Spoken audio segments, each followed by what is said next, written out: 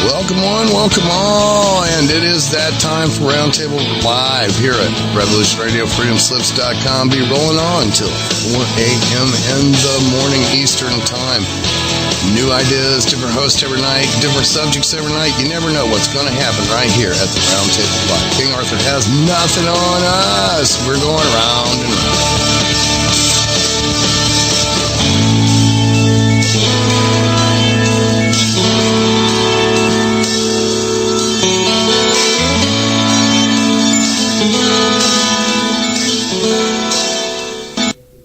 Good evening, everyone. This is Bobby Vicarious, and I am subbing for Monty Dean. And I'm also, I have a co-host, Vennie Kocsis. I don't know if any of you know her, but if you don't, you'll get to know her. And so we are both subbing for Monty Dean tonight, and who is unable to be here. He has some things he has to do, but he might be back after the first hour. If not, he'll definitely be back next week. So, Vennie, why don't you introduce yourself? Hello, Bobby. Good evening. How are you? I'm doing okay. How about you? I'm doing great.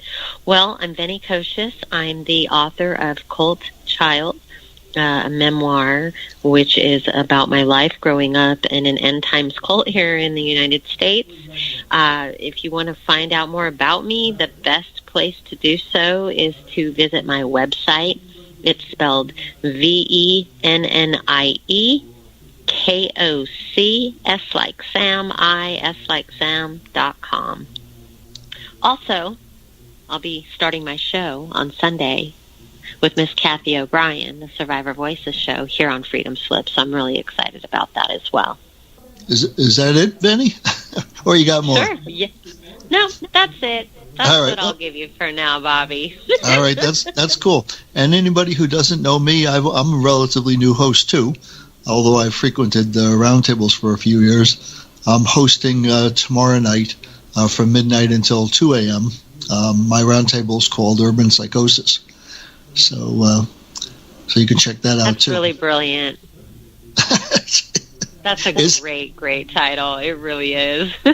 Well, you know how that happened, Vennie? I noticed an article, and it was entitled Urban Psychosis. And I started to read it because I used to be a psych major. I almost actually got my psych degree before I switched. I switched to computer science. I only needed 7 more credits, but I realized that I wasn't going to get a job, so I switched to computer science, which was a good move in hindsight, yes. But anyway, this article was interesting. It was about a study that they did, and they found out that people who live in an urban setting have more psychosis than people who live in the country. And I mean, most people would think, duh, you've got a lot more stress in the city. There's all kinds of reasons why that's probably true. But anyway, they actually did a study on that.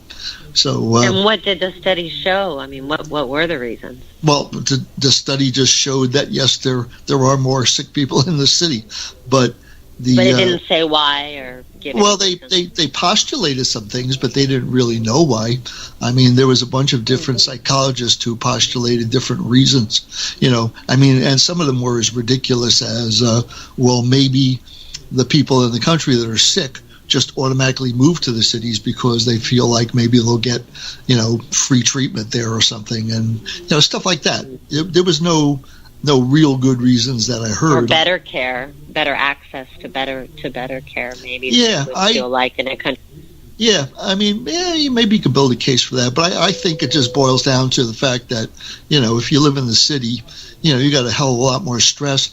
When you confine people down to, a small area, kind of like the chickens in those chicken houses, right. People tend to feel confined and freak out, So people need a little more space. So anyway, the thing of it was I was looking for a name for basically for me actually to use in the Skype room, and I'm in the chat room, and so I wrote down some possible names. I had like half a dozen of them. I gave them to my wife, and I said, "Which one do you like the best? Which one do you think describes me the best?" He said, "Oh, definitely Urban Psychosis." So there you go. Well, your wife sounds like a very wise lady. She just knows me real well. Yeah. That's great. So we have a topic tonight. Yes. Do you want to introduce the topic? Yes. I mean, basically what we plan to discuss is the Islamic movement, the Muslim religion. Am I understanding right? Yes? Because that's the research that I have up. Yeah, that's it. I wished I had time to do a little more research because I was just watching that 5-minute video or something I put in there for you, and I got a little ways with it, but I didn't finish it, unfortunately. But, you know. Well, if you don't mind giving me the floor for a minute, I'll set up some history, some factual history, that will help us move into that subject. There's a really good book out by, it was written in 2006. It's called Devil's Game, How the United States Helped Unleash Fundamentalist Islam. And it's by a guy named Robert Dreyfus. And he lays out, basically the history. So our history with the Arab nations goes back to around 1933. So here's a quick rundown of a timeline, okay? In 1933, Saudi Arabia granted oil exploration rights to the United States. The two countries entered into a profit-sharing ownership of the Arabian American Oil Company, which discovered the first commercial oil well in Saudi Arabia in 1938. In 1943, President Franklin D. Roosevelt declared the defense of Saudi Arabia a vital interest to the United States and made the country eligible for Lend-Lease assistance. In 1945, the United States and Saudi Arabia signed an agreement. This is when it begins to get complicated now. Think about what war is going on during these years as well, World War II. The United States and Saudi Arabia signed an agreement that established an American military base in Tehran, which housed American troops until April of 2003. The Saudis gave the United States permission to conduct a thorough survey of the Arabian Peninsula, which recommended establishing an air base. 1945, Roosevelt met with King Abdel Aziz Sayed, the first meeting of an American president with a Saudi monarch. 1951, an accord between the two countries allows the United States to establish a permanent military training mission in Saudi Arabia. In 1951, the CIA set up Radio Liberty, which broadcasted anti-communist programs across the world. In Central Asia, the station was used to incite local groups, many of them Islamic, against the Soviet Union. So now we're getting into the Cold War. 1952, the Saudi American Oil Company, Aramco, pays for the printing of religious propaganda in Riyadh. 1952, in Iran, the CIA offered money to Ayatollah Khamenei, who had formerly opposed foreign influences in Iran, to encourage Khamenei to split from Mohammad Mossadegh's National Front. Khamenei was the mentor of Ayatollah Khomeini, the future leader of the Islamic Revolution, who in the meantime would become a leader of the devotees of Islam, an Iranian terrorist group. In 1953, the CIA and the British intelligence agency, M16, direct a coup against Iran's democratically elected Prime Minister, Mohammad Mossadegh, and restore the pro-Western Shah to power. Mossadegh's nationalization of Anglo-Persian oil, along with his alliance with the Soviets, had threatened Western interests in Iran. September 1953, President Dwight D. Eisenhower dined at the White House. Saeed Ramadan, a leader of the Muslim Brotherhood, the popular Islamist group, which since the late 1940s has been notorious for its extensive ties to fanatics, assassins, and terrorists in the Middle East. October 26, 1954, a member of a secret wing of the Muslim Brotherhood attempts to assassinate Gamal Abdel Nasser, the leader of a 1952 military coup against King Farouk. The group is officially banned in Egypt, forcing it underground. 56, Nasser officially becomes president of Egypt. Nasser's left-leaning ideology alarms the U.S. officials, who worry that Egypt would be lost to Soviet control. 1957, The Eisenhower Doctrine is laid out in speech to Congress. President Eisenhower declared that the United States would provide military and financial assistance in the Middle East to protect against communist aggression in the region. Under the doctrine, Saudi Arabia became the primary beneficiary of American aid. June 1967, the Six-Day War is fought between Israel and its Arab neighbors, Egypt, Jordan, and Syria. Israel's victory leads most Arab nations to close their American embassies, leaving Saudi Arabia as the Arab world's primary liaison within the United States. In the 1970s, alongside the traditional Islamic fundamentalist movement, a more radical strain of Islam begins to develop in the Middle East, including the Islamic community in Egypt, and later the Egyptian Islamic Jihad, led by Ayman Zawahiri, military Shiite fundamentalism in Iran, and Wahhabism in Saudi Arabia. 1970, in Egypt, Nasser dies and is succeeded by Sadat, who promises that Sharia will be implemented as the law of the land.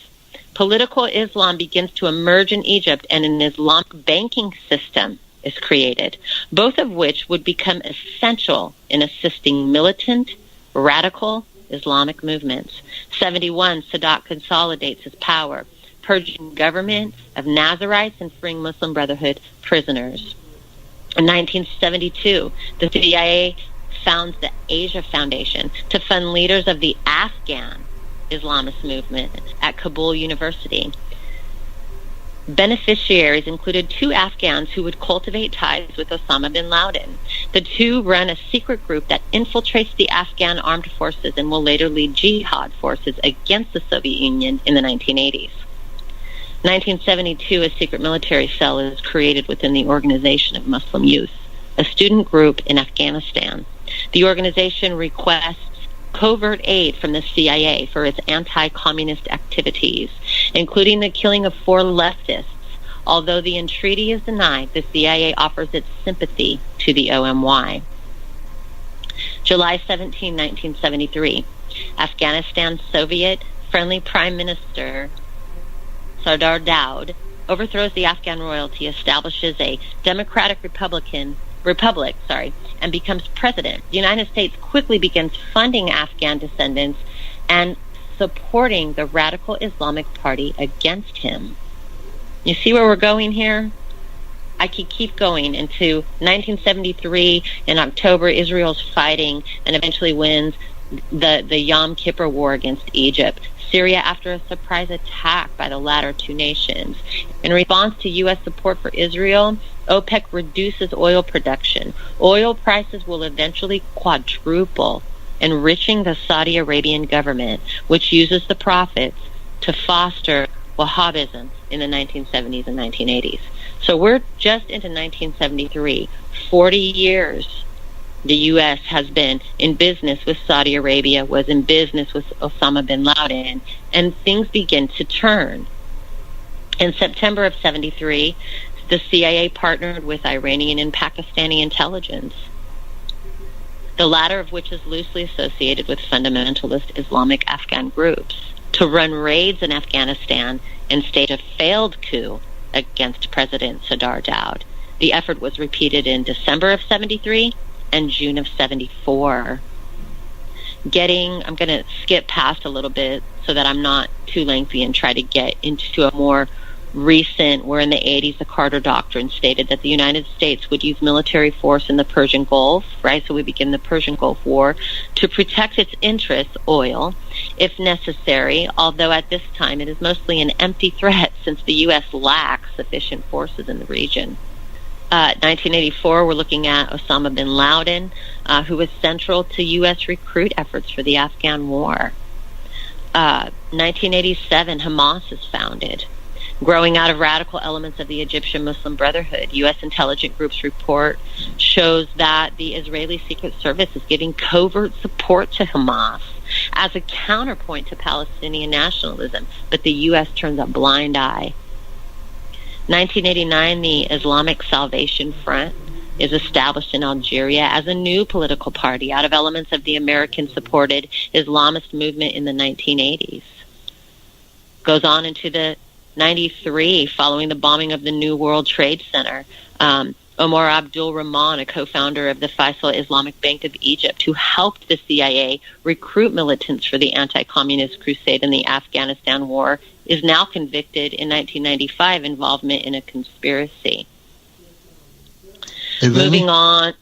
Yeah, I was going to say, maybe we're up to a new enough period of time to where, yes, people sort because of know. in 2001, you've got the Al-Qaeda terrorists attacking the World Trade Center in the Pentagon with suicide bombers, which is the story that's been told to us. So I just wanted to show you the history, the factual history of how the U.S., through business, very much did. I think this is a fantastic title to this gentleman's book, which is that we helped create the very thing that we are fighting. Yeah, I think that's a real good summary of things, but it's very light on the beginning of Muslim, and that's where I was thinking maybe that link I sent you for the YouTube. Maybe you could just play like I only listened to 9 minutes, so maybe if you could just play maybe like the first 7 minutes or something, because it'll give you all this old stuff, which paints a kind of a gloomy picture, I think. And I can't play it because I've got my mixer, and I'm using my laptop is recording the show. I usually use my laptop to play stuff. Now, I am on my phone, so I don't know if it's going to play for me. I did watch a little bit of that. Here's a little bit of my problem with that is it's more than just a religious movement, and I think that's what people need to understand. I mean, there's a political side to it, no different than Christianity in America, where there's a political side to it. She says that in the video. Mm-hmm. But yeah, the part we're missing is the whole part about how, Mohammed started the religion and all this stuff. And I thought that was very good. But you know that not all Muslims believe that. I mean, there's several sects of Islam. There's Sunnis, there's Shia, there's Sufism, there's, I think it's called Ahmadiyya, there's Quranists, there's non-denominational Muslims. Well, the two biggies, the Sunnis and the Shia, the two biggies, they both, believe in Muhammad. Yeah, the Sunnis make up the most common, I believe, about 75 to 90% yes. Of Muslims, and they definitely hold it's the caliphites or the caliphate, where the rightly guided successors to Prophet Muhammad. They believe that Allah did not specify who the next leader would be. That the four were elected justly. They follow the Quran. They use the books of Hadith. There's four schools of thought inside of Sunni tradition. These two major sects, it's kind of silly. They're like fighting over who took over after Muhammad died is basically what they're fighting over. Some could say that. Some could say maybe that some of these sects were CIA created to cause division in the same way that... No, this is like back in the freaking 700s. The U.S. wasn't doing nothing back in the 700s. But anyway, I'll put that in the chat room then, and people can check it out. Oh, I guess those kinds of things could be subjective. I think, this is completely my opinion, is that those things are subjective, right? Some people believe that Jesus was a prophet. Some people don't. Some people believe that Muhammad was a prophet. Some people don't. So those things are subjective. But the history that she's saying, Vennie, is not subjective. Now, I didn't fact check it. I would have to go fact check it.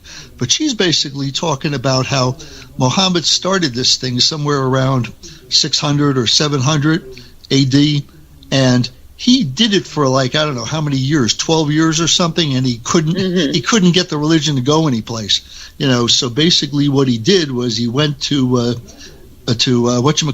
Saudi Arabia, and the major city there was Mecca, and he thought that if he could get the Jews to somehow give him some credibility, that that then his fellow Muslims would, or not Muslims, his fellow people would follow him. So basically, that's what he did, and that's why the Muslim religion is so close to the Jewish religion in a lot of ways. And she mentions all these ways in which it's the same, which I thought was very interesting just from talking to my friend, how, if they can't get halal food, halal is like their kosher food. If they can't get halal, kosher is just as good for them. And they don't eat animals with cloven feet, just like the Jews. And the Jews fast, and they fast. They fast long. Ramadan is like almost a month long or something. It's a long fast. Well, my sister has been married to a man from Palestine for 25 years. So she's been a Muslim for, about that long. She didn't convert immediately. I think it was maybe around 5 to 10 years after they got married, she ended up converting. So I do understand the day-to-day culture and the day-to-day lifestyle of someone who is of the Muslim faith. How they eat, what's important, things like that. Well, see, the scary part, we'll forget about this lady. I'll just give you the thing here, is the scary part of this is basically what Muhammad did is when he went back to his people, he basically, he made the everybody else, the Jews and the Christians, he made them like, they started to take over, and then he made them like second-class citizens, and then he made them pay a tax where, if they didn't pay the tax or convert to Muslim, he would kill them. And he killed like, I don't know how many freaking people. And these aren't people that were killed with an atomic bomb. These were people that were like the killed by hand, the good old-fashioned way. Reminds me of the burning times, the Christian Crusades. Where, she gets to that too. She says that the Crusades were basically the Pope's reaction to this whole thing, where basically, they basically shut down and made all these people second-class citizens. So obviously the Pope figured it was time to have a crusade and attack them. But that's not who they're killing. Anybody who studied Christian Crusades, that's a bunch of BS. Because the Christian Crusades and the burning times here in America were about not being Christian. I didn't say they killed anybody. I was talking about the Muslims. But I'm saying, you said, or maybe I misunderstood you. You said that the Christian Crusades were in retaliation. Well, no, they were to basically they were to fight to take over, and they actually won. And then Muslim, went into dormancy for a while. Wait a minute. What do you think Christian Crusades was? Explain that again. The Crusades were because the Muslims were making Jews and the Christians in all these places. They were making them second-class citizens, and they were making them pay a tax just to stay alive if they didn't want to convert. And so basically, the Pope decided that this is it. We gotta go take this place back. And that's what the Crusades did, and then Muslim went into dormancy for a while. Well, at least they didn't have a caliphate anymore, for a long time. Mm-hmm. That's what I got out of this lady. Now, I like I'm saying, I didn't fact check everything, but I really don't believe she's probably lying about too much if she's lying about anything. Well, the Christian Crusades, they lasted for so long. I mean, hundreds and hundreds of years. So it wasn't just about conquering the Mediterranean area or the Arab areas, but I mean they moved on up into England, and I mean you can look at Queen Elizabeth. Even into that era, they were still fighting the Roman Catholic Church. Yeah, I'm not saying that's how America they're definitely the good guys. There's never really a good guy and a bad guy. There's always these shades of gray. But I'm just saying the main reason, apparently, is what she's saying is because they wanted to sort of take over these areas because the Christians and the Jews were being oppressed by these people and made to be second-class citizens and paying a tax. So it was also about land too, though. So they were, they were warring over land as well, which we're still warring over. But I think the problem that I have is that Americans are so zeroed in on Muslims, but they don't zero in on Christianity. They don't zero in on the extremist Christian groups. There's over 60,000 sects of Christianity. There's 1,400 of Islam. I mean, the fact that Americans don't know those facts, don't understand that there's other problems too besides Islam. You know what I mean? Yeah, but the Christians have been around for a long time, and the Muslims have only been in this country recently en masse. And in Europe en masse. And so that's why people have some concerns. And one of the concerns, and I have it too, is that these people don't seem to want to go into the melting pot in America like everybody else did. The Irish and all these other people, went into the melting pot and became Americans. These people don't seem to want to do that. You mean the land of the free and the home of the brave?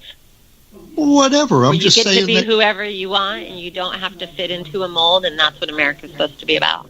I'm just saying that the Irish and all these other people that came over here, the Italians, they assimilated into the American culture. I mean, sure, they kept their own sort of culture alive, but they didn't totally, do their own thing. And you know what I'm saying? Seriously, are you really saying that about the Italians? Come on, man. You've never studied the history of the mafia in this country? And what they created and what they own? Yeah, but that's not your run-of-the-mill Italians. Okay. That's like... You don't know who owns the media?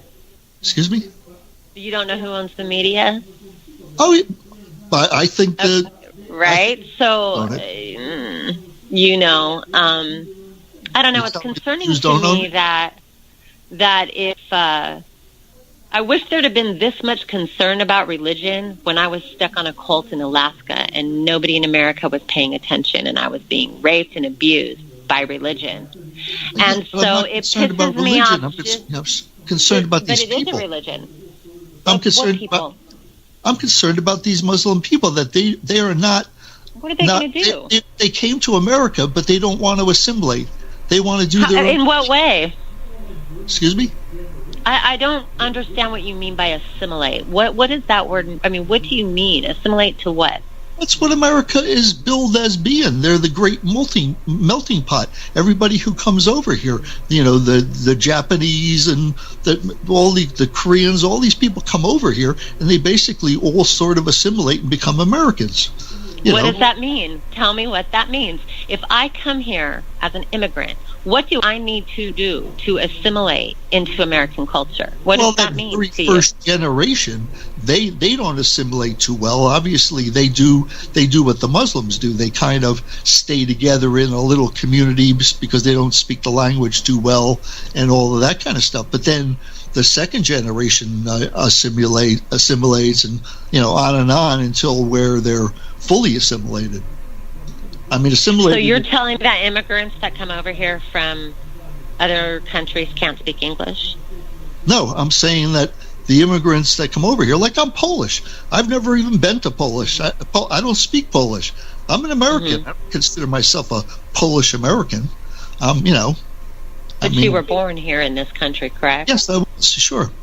But okay. I'm just... So there's many Muslim children that were born here that consider themselves to be Americans.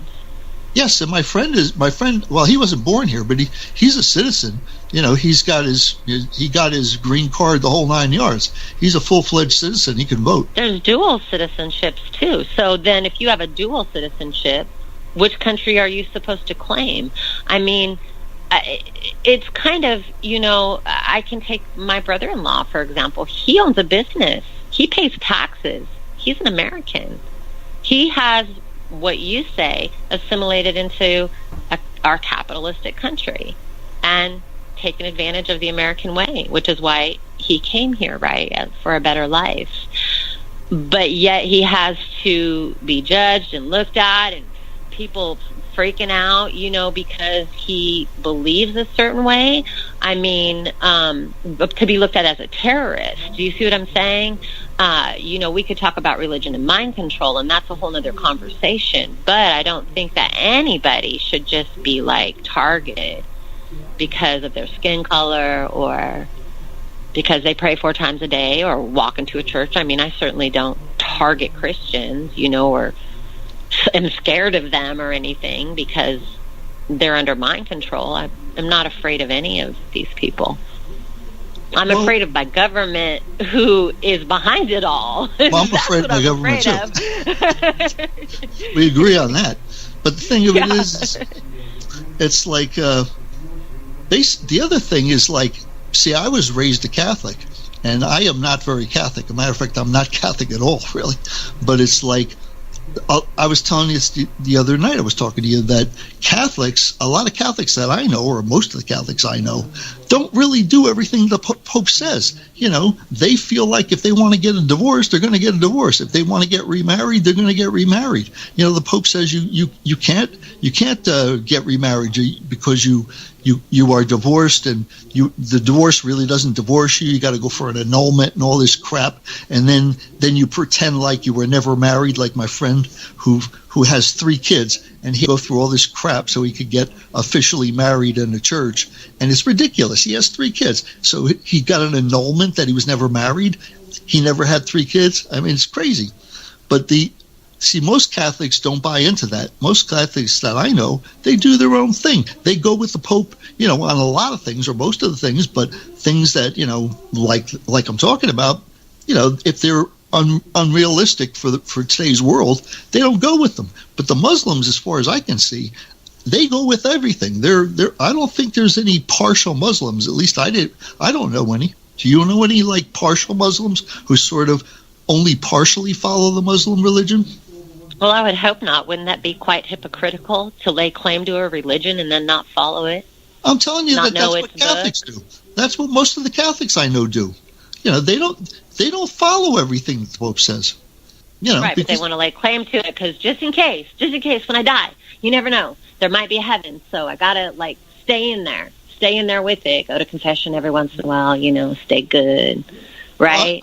I'm just saying that these people are really into being Muslim, at least all the ones that I've seen, and I've worked with a lot of them. If I was going to claim to be a Christian, if I'm going to claim a religion, I'm going to be honorable and dedicate myself to that religion. If I'm going to claim anything, I'm not a groupthink person. I claim nothing. I believe in myself. But so I'm true to myself. I'm passionate with myself. I follow my instinct without question. Right? I am my own guru. So if they're going to lay claim to a religion, of course they should follow it properly. Why wouldn't you? Anything else is hypocritical. All right, look at it this way. I worked with a lot of Muslim guys, and Indians, mostly Indians and Sri Lankan and stuff like that. Because I worked in IT. But basically, they were very curious about drinking beer because we had a party one night. And, my one Muslim friend, he was hanging out with me, and I had the first beer, and then he's kind of looking at me like he expects me to turn into frickin' Dracula or something. I just got a very mild buzz. And after I had the second one, he was really confused. He's like, you don't seem like you're affected. And I'm like, well, I only had 2 beers. I said, if you want to get affected, you got to drink a whole 6-pack. But the point of it was he's curious, but now if he was an American guy and he was curious, I guarantee you he'd go buy a 6-pack and try it out. This guy is a full-fledged Muslim. Muslims don't drink alcohol, so he's not going to try it out, but yet he's curious as to what it does. So I think that's a difference between, say, Protestants or any of these other religions. Not that they ban alcohol, but I'm just saying that's the point I'm sort of laying down at how strictly these people follow the religion versus, Catholics. They miss church. Well, I don't even know if it's a mortal sin anymore. It used to be a mortal sin to miss church. Catholics miss church all the time now. They don't worry about it. They go, if they got something else going, they do it. Well, maybe they should start going because maybe if they did, they could catch some of these priests who are raping the little kids. Well, I'm just trying to lay this out there that I don't think Muslims are I don't think Muslims do it halfway. I think they're they do. And they shouldn't. If you're going to dedicate yourself to a faith, a cause, whatever, do it with your heart. Do it wholeheartedly. Well, see, I'm not saying I condone the patriarchal ways, the way that children are married. I don't condone any of that. What I'm saying is I'm kind of sick and tired as an American watching all my fellow Americans point their finger at Muslims when you've got priests and Christian pastors swindling, raping children, beating them, condoning spanking, and nobody's looking at that, but you're going, look at those bad Muslims. No, I'm saying we should drain the swamp completely. Go after all of them too, But I say let's drain the pedophile swamp first. Let's get that swamp drained real fast. Eradicate them. Get them off the planet. See, now the thing of it is I think you said caliphate, but I did some research on this caliphate because I remember hearing this thing about when there's a caliphate, that's when things may change for the Muslims. And my understanding of it is that they have to have a country that they completely own, and then the caliphate happens, because a lot of the countries that are Muslim, they're not completely Muslim countries. They allow other religions and stuff like that. But when there's a state, or a country, I should say, that becomes a caliphate, that's when they don't have any other religions. They're like the Muslim state. A caliphate is just a territory. So a caliphate is a territory, and that caliphate is under the leadership of a caliph, which is equivalent to a pastor. So a caliphate would be a territory like a church is a church or a temple is a temple, right? So a caliphate would have a mosque, and it has someone. I mean, it's just another word for really just a territory in a land. Yeah, that's but owned by that sect. Is when they have a country that is completely Muslim and they have this caliphate, then that religious leader, who is whatever you called it, caliph, that religious leader is like the Pope. Whatever he says is law, and they do it. And these people would really do it. The Catholics would say, "Well, let me think about it. Is this a good thing to do?" No, the Muslims, I think. Oh, really? That's what the Catholics say, huh? I think so. I don't think the Catholics follow blindly, or at least most of the ones. Now you're talking about Catholic history, though. You're talking about cults, so that's different. Wait a minute. Wait. Let's talk about the word cult. First of all, the word cult is Latin. It was created by Catholics, and it simply means to worship. It simply means to have a religious veneration. That's all it means.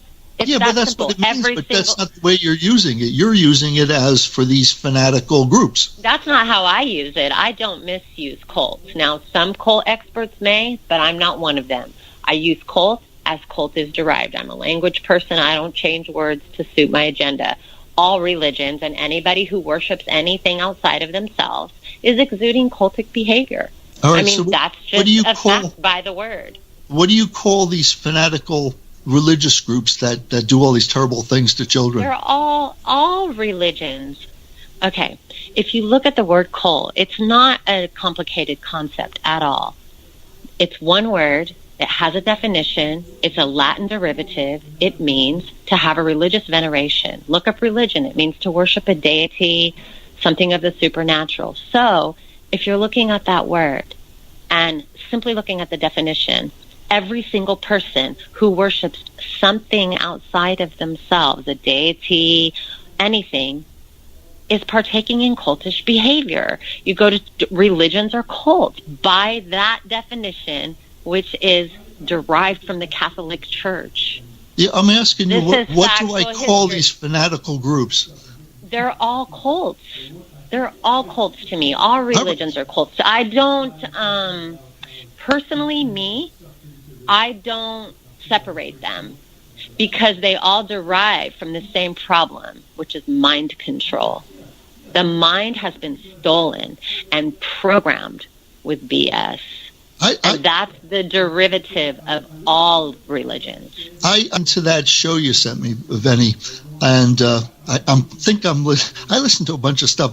Might be confused, but the one I think the thing you sent me was about this guy talking about how he kind of got sucked into this. See, I'm afraid to call it cult now, but I would call it cult. Oh, the wolf cult. You're talking about John Huddle on Locked In? Yes. I listened to that whole show. He was lured into the Word of Faith Fellowship cult. Mm-hmm. Yeah, but see, I listened to it, and I understand it that these people are sort of needing something or wanting. I don't believe that I would ever do that, because, believe it or not, when I was traveling, I traveled in Europe for like 6 weeks. When I was in France, I met some fanatical religious people, and basically I played along because I just wanted to see what they were up to, and and the girls were kind of cute. But anyway, I went in to listen to their thing, and then after I heard their thing, I was gone, and that was it.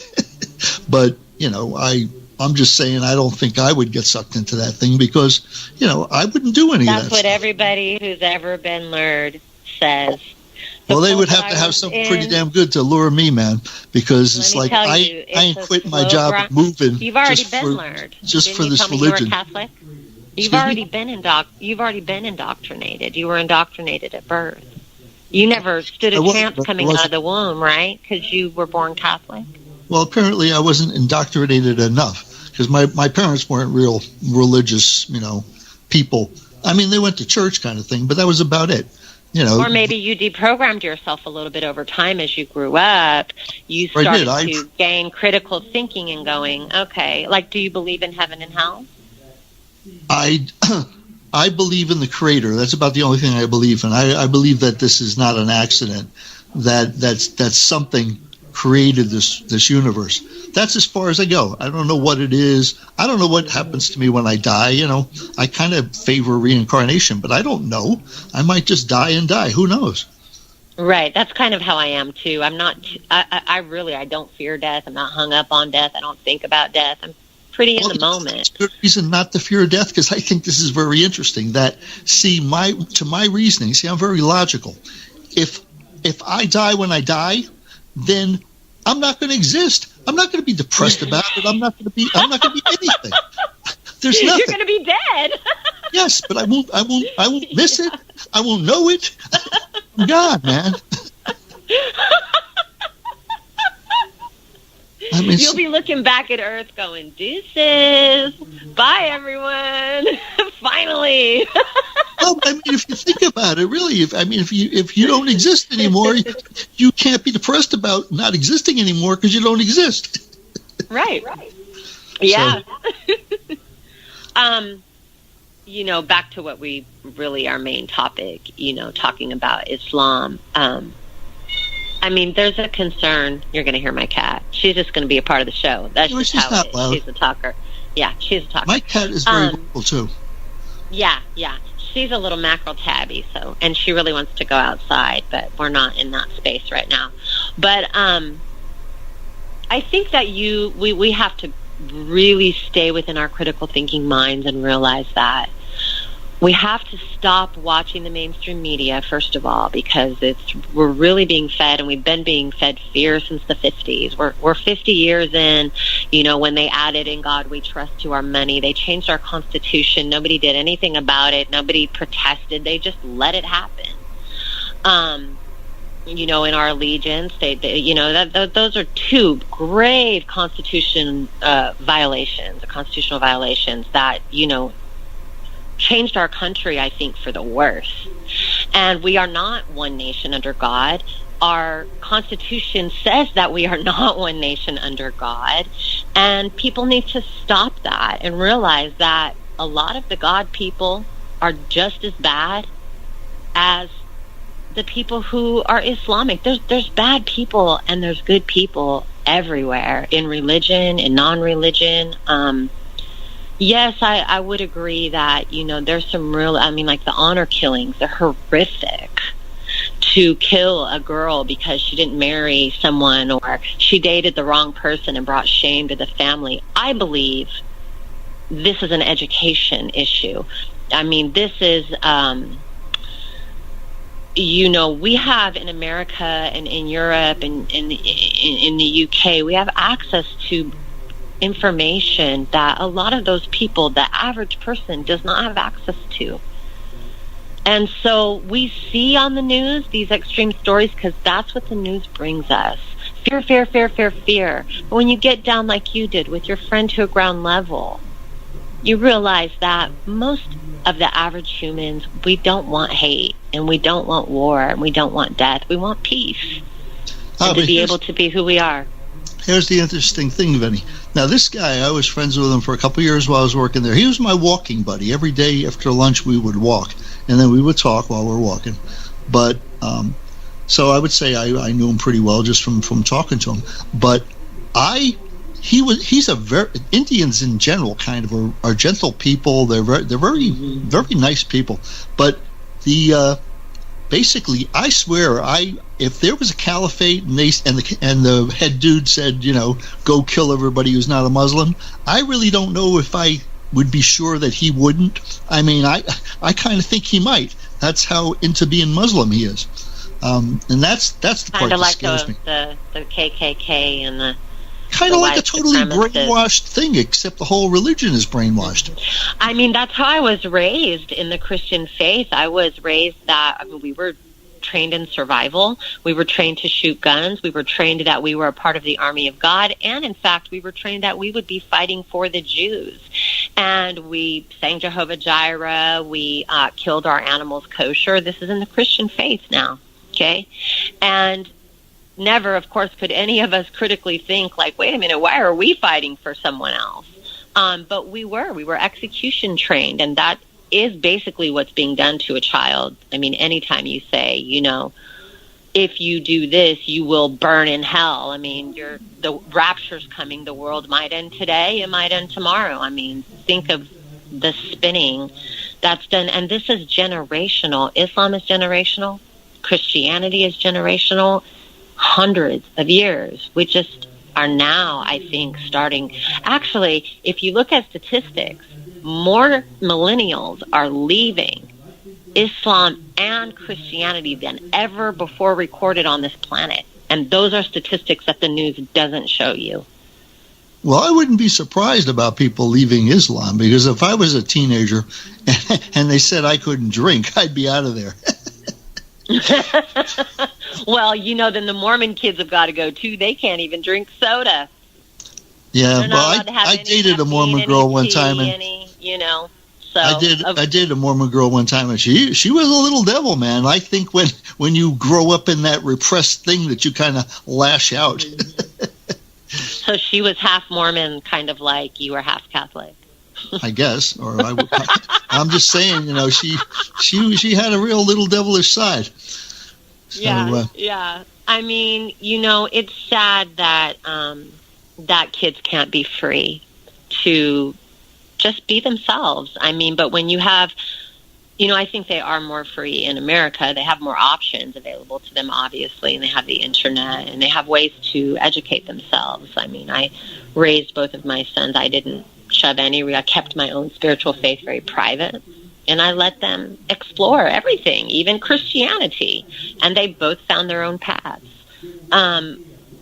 It's just sad that kids they don't have that right. They have zero human rights when they arrive on this planet. Their parents dictate everything to them, and it shouldn't be that way. That's what makes this world bad. Well, so that's where I'm going with this, is that the thing that scares me about Muslims is how devout they are. That's what scares me. They're basically pretty well brainwashed. And my friend, he tries real hard, to get along okay at work, but he does not consider women as equal. And he had lots of problem with some of these women who complain to management that, that he doesn't treat them as his equal. And he doesn't really believe they're his equal, but he tries, but it's ingrained into him from childhood that women are inferior. They're, they're not like men. And the really interesting thing about my friend was that he had a daughter. He first had a son. Then his son was like, I don't know, maybe 5 years old or something. His son was getting older, and he had a daughter after that. And basically, I'm saying how they don't treat women, or they don't believe that they're equal. Well, anyway, they also aren't real fond of having daughters. They kind of want sons. But anyway, she got real sick, and she was in the hospital, and he was afraid she was going to die. And he had like this thing where he just like prayed to Allah that, please don't take her from me. Don't let her die. That I promise I'll do better. That I, kind of stuff that I won't, because he was kind of, having like these feelings like, that he's that his daughter isn't as equal to his son. His son is like, primo, and she's like second class. And he was like, after this, he's like, telling Allah like he's not going to do that anymore. He loves her, and that, he's going to be better. And I'm just saying they are really brainwashed. Did she live? Oh, yes, she did. Sure. And so we had a happy Here ending comes to the story. All right, mute out, please.